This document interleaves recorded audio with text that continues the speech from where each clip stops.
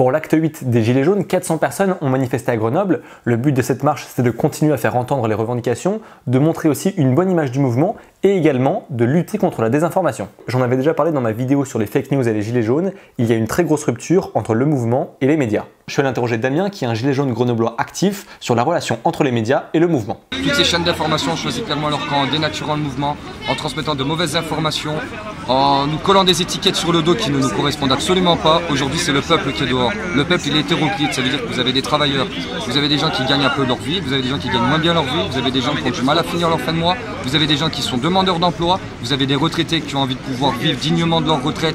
Il n'y a pas de porte-parole, ça a été crié à corps et à cri. À force d'avoir mis ces gens-là en valeur, on fout leur vie privée en l'air, parce que leur vie privée en prend un coup, le fait d'être trop médiatisé alors qu'on n'est pas habitué à ça. On les expose judiciairement à des sanctions, alors qu'aujourd'hui c'est un peuple qui prend des décisions, des événements qui sont organisés, c'est organisé par le peuple.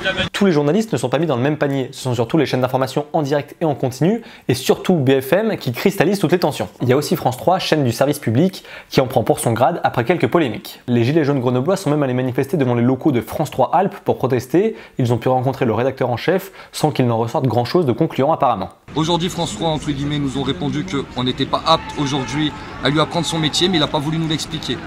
Il n'a pas voulu nous expliquer comment, aujourd'hui, ils sont censés traiter l'information. Il se sentait tout le temps agressé, on lui pose des questions, il se sent agressé, il ne nous a pas répondu clairement. Aujourd'hui, le journalisme s'exerce de telle manière. On a des médias aujourd'hui avec nous qui travaillent correctement, qui arrivent à faire leur métier en respectant une certaine déontologie, donc il n'y a pas de prise à partie, les informations sont relayées telles qu'elles se passent réellement. Pourquoi certains médias y arrivent sur Grenoble et d'autres médias n'y arrivent pas? Quand on voit un mouvement, il y a 200 personnes et qu'on nous annonce qu'il y a 40 personnes et que les autres médias arrivent à coller plus ou moins aux chiffres qu'on a nous, il faut m'expliquer, à France 3, on ne leur a pas appris à compter. Selon moi, on a atteint au moins 2 points de non-retour avec les Gilets jaunes. Le premier, c'est que certains médias sont catalogués et ils seront boycottés jusqu'à la fin de la mobilisation. Prenez le temps de traiter l'info, quitte à la diffuser peut-être 3 heures, 4 heures après, c'est pas gênant. Mais prenez les informations telles qu'elles sont, renseignez-vous vis-à-vis des forces de l'ordre si les gens ont envie de parler avec eux, que les journalistes discutent avec les forces de l'ordre, mais qui discutent avec nous aussi, pour avoir les deux points de vue. Et après, c'est eux qui retranscrivent l'info telle que eux l'ont perçue. Mais ça, c'est leur métier. Normalement, on n'a pas à leur apprendre, c'est ce que le monsieur de François nous a dit. Vous n'allez pas m'apprendre mon métier. Bah, visiblement, si. D'autres journalistes, comme la presse locale ou les indépendants, ont fait leurs preuves et sont les bienvenus dans les cortèges. Et il y a des médias indépendants, des reporters indépendants qui font leur travail en respectant une charte déontologique. Et ces gens-là, on les invite justement à venir prendre contact avec nous. Parce qu'aujourd'hui, ces gens-là, ils doivent être dans la lumière. Et on doit justement donner à BFM, CNews, tout ça, un petit peu d'ombre. Ils n'ont pas lieu d'exister tant qu'ils ne feront pas leur travail correctement.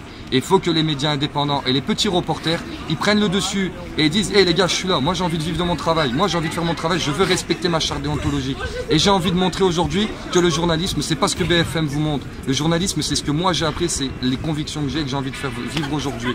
Le deuxième point, c'est que ce sont les plus abîmés par la vie et les plus motivés qui continuent de manifester, et j'ai du mal à voir ce qui pourra finalement les arrêter. Le Graal désormais, c'est sûrement le référendum d'initiative citoyenne qui remettrait le peuple au centre de la démocratie. Les Gilets jaunes reprochent aussi aux médias de dire que leur mouvement s'essouffle. Par rapport aux premières semaines, certes le nombre a baissé, mais beaucoup pensent que la vague jaune va reprendre vu que les fêtes de fin d'année sont passées. On a eu les fêtes, on a eu le froid qui est apparu, effectivement, aujourd'hui il fait un peu frais, mais le fait de marcher déjà ça réchauffe, ça entretient la forme. Ça permet de perdre un petit peu des calories de fin d'année qu'on a pris avec les petits repas de fête. Mais voilà, là on est en début d'année, on est en train de montrer qu'on existe, qu'on est toujours là et que nos revendications elles sont toujours présentes. Affaire à suivre donc, mais en attendant, vous pouvez vous abonner en cliquant par ici, me rejoindre sur Facebook et sur Twitter, les liens sont dans la barre d'infos. N'hésitez pas aussi à commenter, liker et partager la vidéo si elle vous a plu. Quant à nous, on se retrouve très prochainement pour une nouvelle vidéo. D'ici là, portez-vous bien et tenez-vous informés. Ciao!